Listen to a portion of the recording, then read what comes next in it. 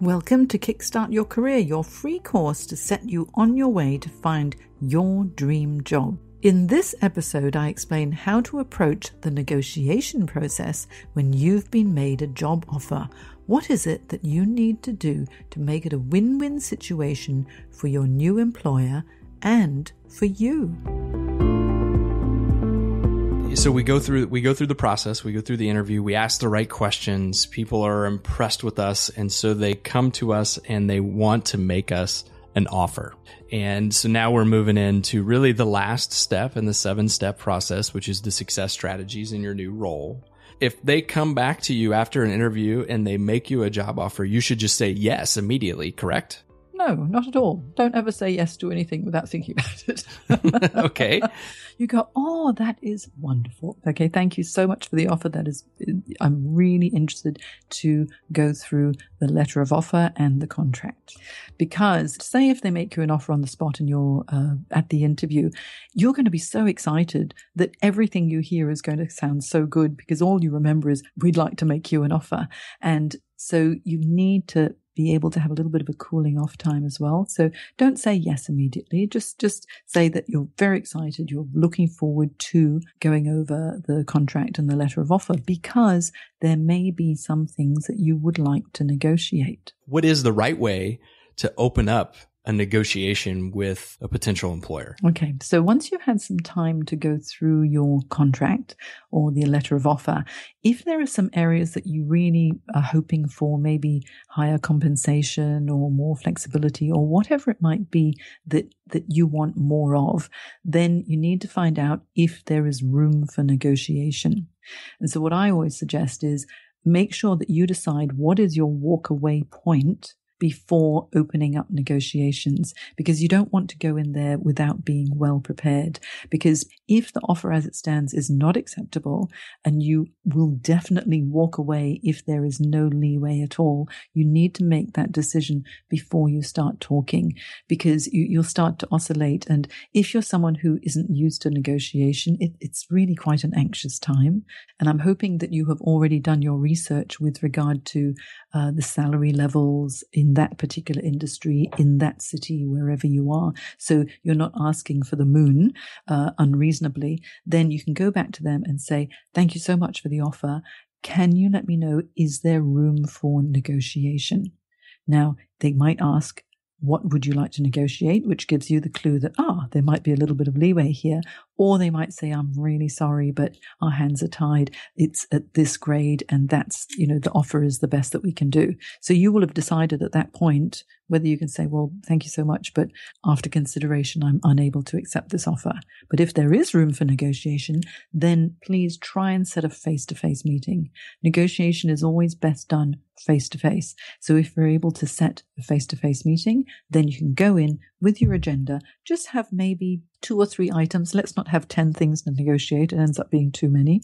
And then when you go through the negotiation process, negotiate what's most important to you first.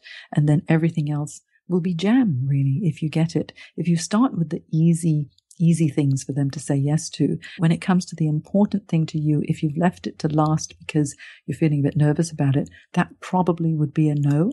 What I would rather you do is negotiate the important thing first. If you get that as a yes or a compromise, then everything else will be really the additional jam on the piece of bread. How do you weigh multiple job offers? And then secondly, should you play one job offer off of another? There'll always be one that you prefer. And the one that is your chosen one always comes last. The offer always comes last. So you get the offers for the ones that, you think, it's my second or my third choice first. But you don't want to lose them because you don't know if the dream role is going to come up or not. So say if you've received a number of offers, but the dream role offer hasn't come yet, you can actually approach the screener or whoever's doing the selection or the hiring manager to say, look, I've received a number of offers and I'm wondering, how far along in the process am I? Am I seriously in contention for this role, as I have another offer and they're pushing me for a response? So the benefit of doing that is that it might hurry your dream role along a little bit in the process if they don't want to lose you, or you'll know for sure if you are in serious contention or not. But if you've got 2 or 3 offers and you think, I'd quite like all of them, they're all okay, the way to actually weigh them up is to go back to, I have my dream role assessment that we mentioned early on. If you go through, job location, job function, size of company, compensation base, perks of the role, all of those things that are tangible benefits to you, and then compare one with the other. How important are each of these aspects to you, and how closely does each of these offers match what I want? You can actually apportion a number to each one as to say 0 to 10, with 10 being perfect. And then you'll be able to see quite systematically which role actually is the most suitable for you without getting really emotional about it. Then you need to look at the intangible side, such as the corporate culture, the personality of the boss, the team environment, things like that are important to you. Which one fulfills that the most? Because that's going to be where the true job satisfaction is. It's amazing how at this point we have now come full circle. We're right back kind of where we started, minus the stress and all that, but we're back at the assessing what's right for you step, where you've already decided, because you took the life inventory, these things are important to me and these things are not. And while we were doing it before to assess what we thought we might want to apply for, now here we're doing it again, but this time to determine what job we might actually take. You see, there is method in my madness, Ryan. Jane, I tell you, I have learned a lot during our conversation, and I'm sure a lot of those listening today have learned a lot as well. For those who would like to learn more, can you give us the best ways for them to get in touch with you and to pick up a copy of your book? Oh, thank you so much. Well, first of all, my website is janejacksoncoach.com, and I'd love you to hop onto the website because I have a lot of interesting information there. I've got blog posts. I've got free ebook downloads on how to find the job you love. A lot of free stuff. And then I also have access to a link there. If you just go to navigatingcareercrossroads.com, that's actually the direct landing page for my book. Or you can just go to amazon.com, look for Navigating Career Crossroads, and you'll find it there as an ebook or as a paperback book. If you want to email me directly, I'm Jane at janejacksoncoach.com. And please follow me on Twitter. My handle is Jane Career Coach. And she does respond. I'm a voucher. Oh, yes. And please find me on LinkedIn. If you just type in Jane Jackson, you're going to find thousands of them. But if you type in Jane Jackson Career Coach, I'll be way up there. So you'll be able to find me there. And I'd be very happy to connect if you send me a personal note. No, just hitting the button then? No, don't hit the button. This is one thing we didn't mention in LinkedIn.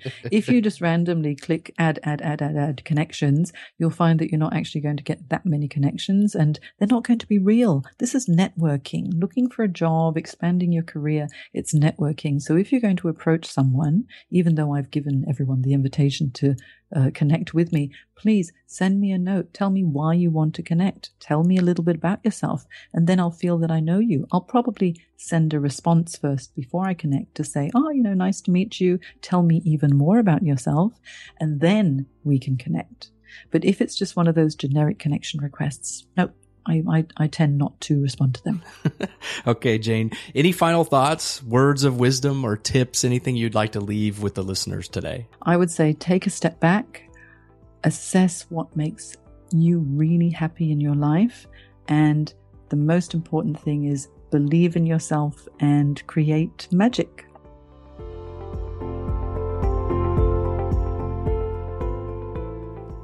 Well, congratulations on completing the KICKSTART Your Career free course.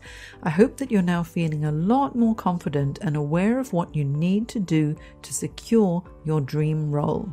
It's now time to take action. If you need more help, check out all that I have to offer on janejacksoncareers.com. I offer one-on-one coaching, webinars, workshops, also my book, Navigating Career Crossroads, and plenty more online training if that's what you prefer. Do follow me on Twitter, Facebook, or Instagram as well. Ask me questions if you've got any, and my handle is at Jane Career Coach. It's time to now kickstart your career.